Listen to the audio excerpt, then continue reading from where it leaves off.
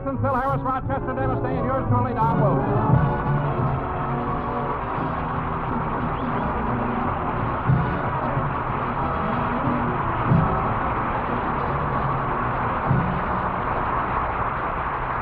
Gentlemen, as you may know, this is National Pickle Week.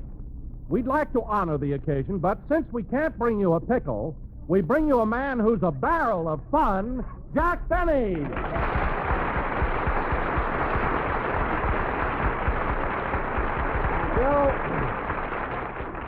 Thank you. Hello again. This is Jack Benny talking, and Don, you certainly went a long way for that introduction, didn't you? Oh, no, I didn't, Jack. This really is National Pickle Week. Well, dilly. Jack, a pickle's nothing to laugh at. Our first joke proved your point. But as long as it is National Pickle Week, I want to say congratulations to all the Mama Pickles, Papa Pickles, and all the little boys and gherkins. Now, Don, let's get on with the... Hello, Jack. Oh, hello, Mary. I'm glad you got over your cold. We missed you last week. Well, thanks. What are you and Don talking about? What are we talking about? You mean you haven't heard? Heard what? All over the country, flags are flying, parades are forming, and you don't know? Know what? Mary, this is National Pickle Week.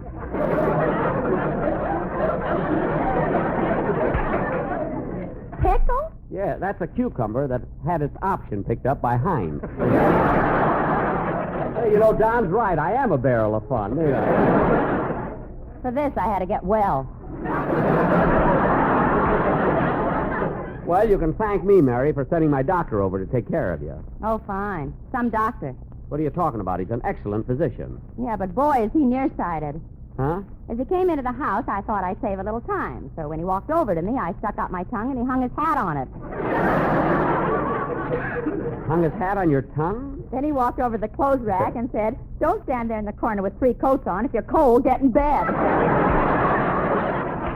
Gee, I didn't know he was that nearsighted. He can't hear either. The doctor can't hear? I said goodbye to him 4 days ago, and he's still there. Oh, well, anyway, Mary, you're back on the program. That's all that matters. Because tonight we're going to do a very important sketch. Come in. Mr. Benny, Yes?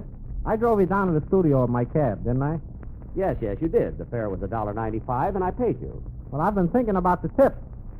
The tip? What about it? Look, I know this is National Pickle Week, but I'd rather have money. You'll keep what I gave you. Goodbye. You've got a lot of nerve breaking in on my program with those silly... Wait a minute, Jackson. Don't get mad at the cab driver. He deserves a lot of credit. The guy comes in here without a script and gets a laugh. So what? Well, that's the way we'll all have to do on television. No scripts, no nothing. We'll have to ad-lib our way. Well, I won't have any trouble. I'm a barrel of fun. I don't care if you're a barrel of bourbon. Sit down and learn yes, something. you do.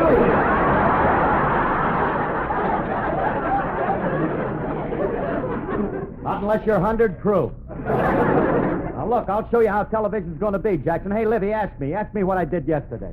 Okay, Phil. What'd you do yesterday? I played golf. See, it's easy. Well, Phil, what's funny about that? Don't rush me. Now, come on, Liv. Ask me what happened on the first tee. Okay, what happened on the first tee? I drove off and hit Walter Pigeon. Phil, look, Phil, what's funny about hitting Walter Pigeon? Well, don't you get it? On my first shot, I got a birdie. Phil, you're going to do a corny routine like that on television? Well, that's the idea, Jackson. Milton Berle will steal it, get thrown off of television, and then there's a chance for us. Well, I hope he steals our first 3 pages. It'll give him a running start.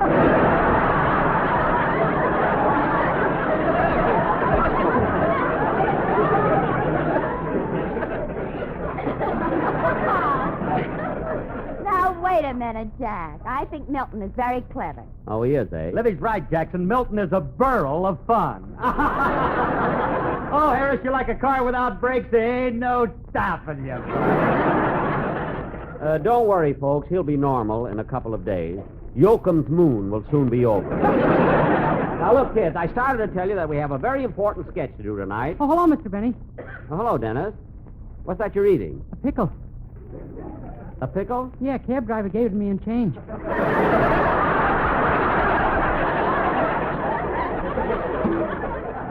Oh, well, how come you took a cab from home? Oh, I didn't come from home. I came from the airport. Well, Dennis, have you been away? Oh, no. A friend of mine is learning to fly, and when he got through with his lesson, I put on a parachute and he took me for a ride. Dennis, your friend is just learning to fly, and you went for a ride with him? Uh-huh. Weren't you afraid? Afraid of what? We were riding in his car. Now, wait a minute. Look, kid, if you were riding in a car, why did you wear a parachute? In case he went up on a grease rack. Well, I asked the question, he gave me an answer. And it wasn't bad for this late in the season. Imagine going up in a grease rack. You know, Dennis, you're silly, but you're cute. Yeah, you dames are all alike. What? You go nuts about men who live dangerously. Dennis. Kiss me, Liv. Well, of all that kid gets sillier every program. By the time we go off the air... Mary! Mary! Mary!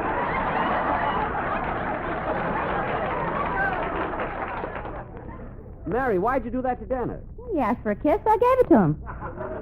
And it wasn't bad for this late in the season.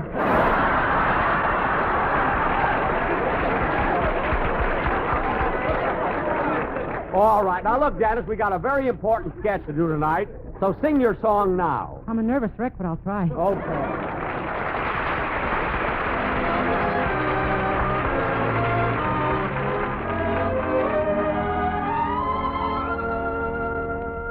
There's a chapter in my life called Mary. It's the story of Mary and me. It tells with a tear in each souvenir just how sweet a love can be. In the chapter in my life called Mary are the moments that we used to share. I live to recall and treasure them all, every tender memory there. Songs that we remember, picnics by the shore, making Mary smile or sigh. Walks across the meadow, good nights at her door, till that kiss of goodbye. It's a chapter in my life called Mary, and there's heartache in each little line. It's not in a book where people may look. It's in Mary's heart and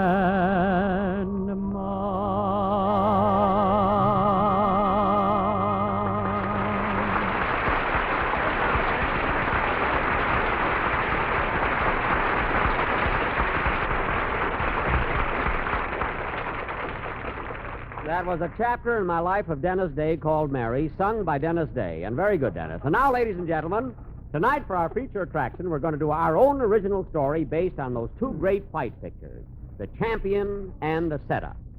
In this thrilling story of The Squared Circle, I'm going to play the part of... Uh-oh. What's the matter, Jack? The script. Mary, would you go to my dressing room and see if Rochester got the script for the play? Okay, I'll be right back. Oh, hello, Miss Livingston. Hello, Rochester. Mr. Benny wants to know if the scripts are ready. Yes, here they are. I was just reading them. Well, what are you laughing at? It says Mr. Benny's going to play the part of a prize fighter. Well, I don't think it's so far-fetched for Mr. Benny to be a prize fighter. After all, he does have a nice physique. Miss Livingston, you see him with his clothes on. I undress him.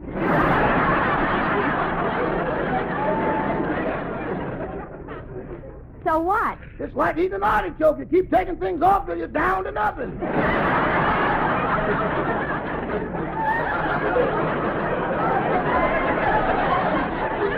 Oh, Rochester, stop making things up. Are you going to listen to the sketch? Oh, no. While the program is on, I have to call people up and find out who their favorite comedian is. Well, I thought Mr. Hooper did that. We have our own system. Would you like to see how it works? Yes. Okay. I'll take some numbers from this telephone book. I'll start with this one.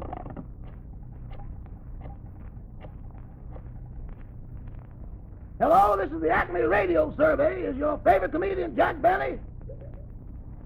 Oh.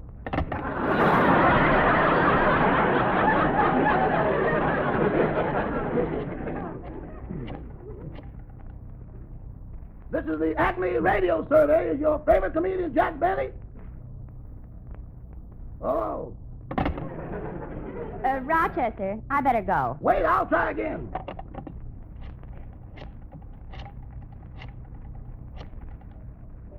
This is the Acme Radio Survey. Is your favorite comedian Jack Benny?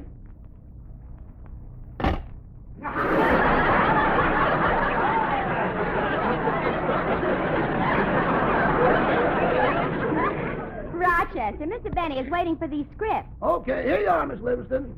Now, let's see. I'll pick another number.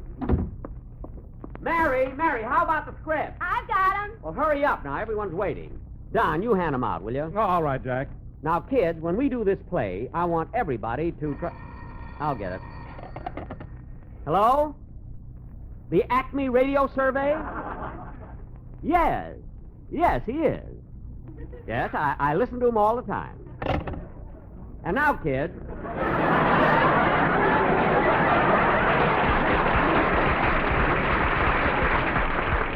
And now, kids, as I was saying... Boss, I found one!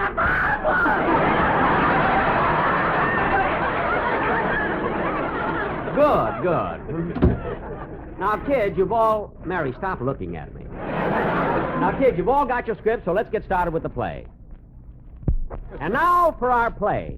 Let's go, Don. Ladies and gentlemen, for our feature attraction tonight, we present a thrilling, dramatic story of the prize ring entitled The Champion Setup. Curtain music.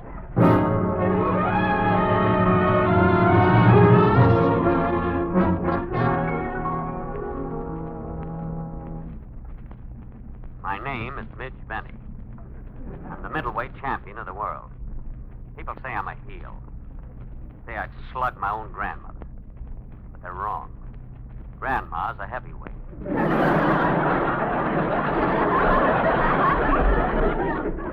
My struggle to the championship was a tough one.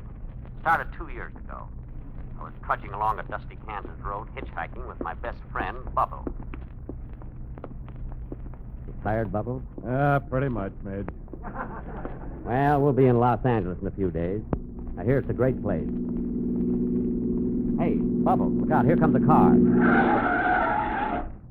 Hey, do you boys want a lift? The car stopped in front of us. It was the latest model, driven by a beautiful girl with a convertible top.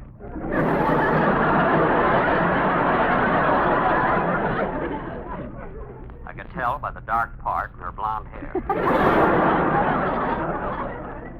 And as the rays of the sun hit her golden curls, it glistened. The most beautiful hair I'd ever seen. I promised myself that when I got rich, I was going to buy some like it.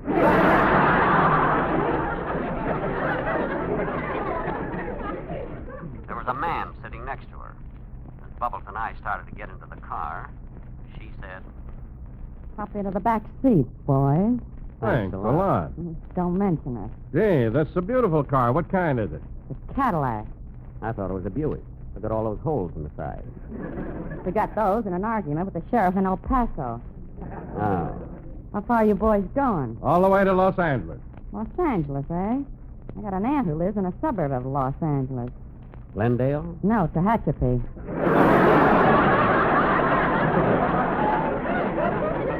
Oh.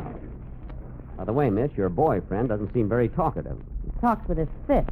He's Slugger Brown, the middleweight champ of the world. Yeah.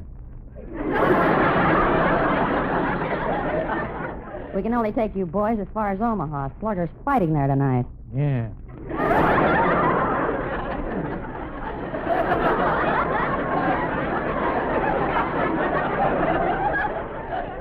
Are you really Slugger Brown? Yeah. And you're the middleweight champ? Yeah. You're fighting tonight in Omaha? Yeah. And this is the title fight? Yeah. 36 years later, we arrived in Omaha.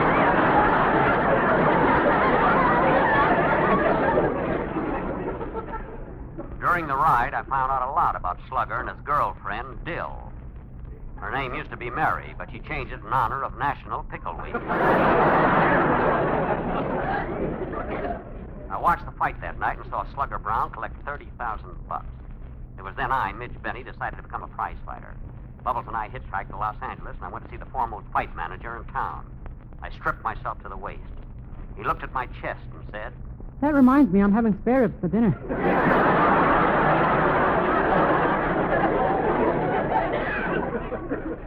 Now, don't be funny, Mr. O'Brien. I may not look so good now, but you give me 2 or 3 months of training, I'll be a champion someday. Do you hear? A champion. Now, wait a minute, son. Fighting is a tough game. I used to be a fighter myself, and I'll never forget my last bout. It was with Killer Nelson. I tried to slug it out with him for the first 3 rounds, and then I decided I better stay away from him, so I got on my bicycle. But he finally got me. What happened? My trunks got caught in the chain. Oh. Then you didn't schwinn the fight.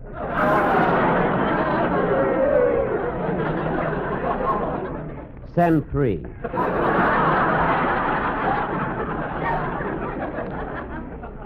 Now, look, Mr. O'Brien, I want to be a fighter. Will you handle me? All right, kid. I'll be your manager. Go over to the gym and let my trainer, Punchy McNeil, get you in condition.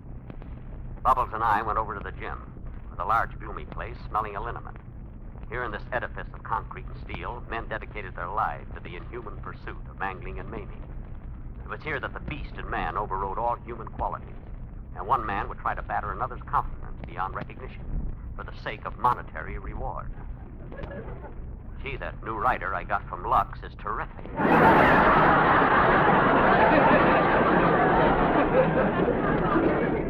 I looked around the gym trying to find Punchy McNeil. Finally asked a man leaning against the ring. Excuse me, mister, but I'm looking for Punchy McNeil. Yeah, that's me.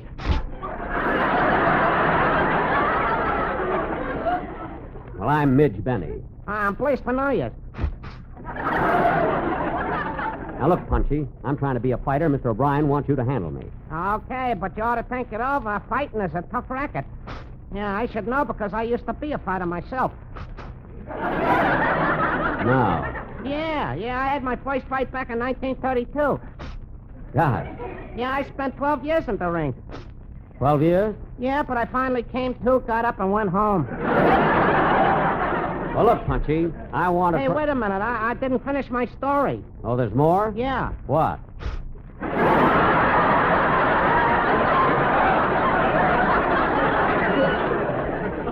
Oh, well, tell me, Punchy. Were you always a fighter? Oh, no, I used to be a musician with Guy Lombardo's band. Go on, you were never with Lombardo. Oh, yes? Yes, I was. Yes, I was. Yes, I was. Yes.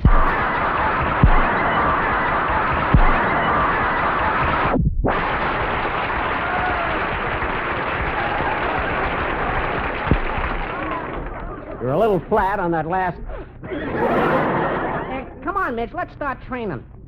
2 weeks later, I won my first fight. A week later, my second, and my third, fourth, fifth, until I had won 28 fights. In 2 short years, I was matched to fight the champ, Slugger Brown. I was in my dressing room with my manager when the door opened. Hello, Midge. How you doing? It was her again. She was wearing a dress that must have been made by the Hudson Automobile Company. The neckline was so low, she had to step down to get into it. Hello, baby. How's about a date tonight after I knock out the champ?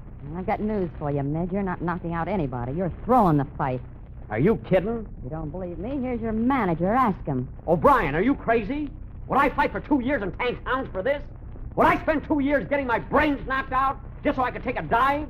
Would I work my way up to the title bout just to throw the fight? Would I? Would I? Why don't you turn the page and find out?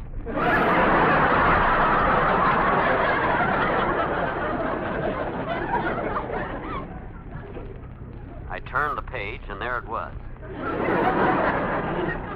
I was to take a dive in the 5th round. My new writer from Lux had double-crossed me. I wasn't going to do it. I'd worked and fought to be champion. And tonight, I was going to fight to win. Introducing at 159 pounds, wearing purple trunks, the middleweight champion of the world, Slugger Brown. And his worthy opponent, weighing 155 pounds, wearing bifocal glasses, Midge Benny! Good evening, ladies and gentlemen of the radio audience. The men are in the center of the ring receiving their instructions. They go back to their corners waiting for the bell. And there it is, round one. Slugger comes out of his corner and starts mixing furiously. Midge meets him like a wildcat with a right and a left. And now for a few words from our sponsor. Look sharp, feel sharp, be sharp. Use a wherever grindstone and sharpen your silly face off. Now back to the fight. Well, that was an exciting round.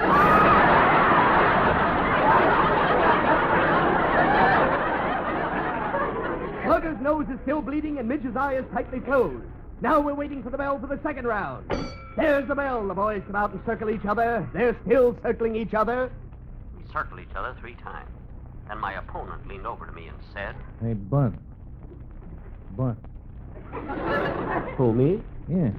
Come here a minute. What is it? What round are you going to take a dive in? The 5th. Uh-uh.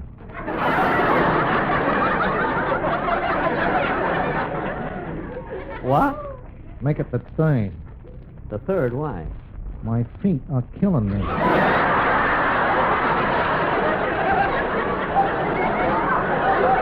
Well, look, Slugger, I'm not throwing this fight. I'm in here to win, so start mixing it. Well, okay, it's your nose. Ooh! The champ lands a terrific right cross and Midge Benny is down. Yes, I was down. The referee is counting over him. Yes, the referee was counting over. The count is up to 5. Yes, the count was up to 5. Now Midge is rolling over on his back. Yes, I was rolling over on my back. Why don't you shut up? Yes, why don't I shut up? As I lay there beaten and dazed, my whole career flashed in front of me.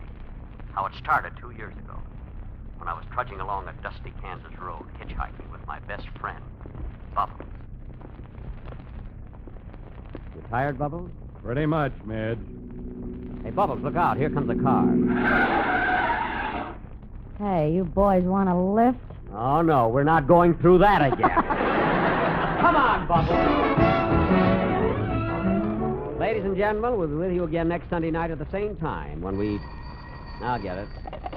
Hello? Mr. Benny, Speaking. I am the president of the Pasadena Pickle Factory, and I want to thank you for saving me 200 gallons of vinegar. I saved you 200 gallons of vinegar? Yeah, while your program was on, we had our cucumbers next to the radio, and they all turned sour.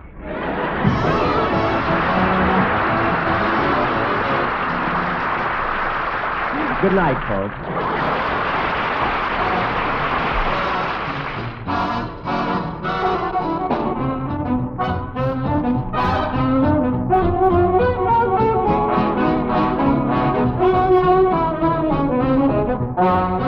Don Wilson speaking. This is the United States Armed Forces Radio Service.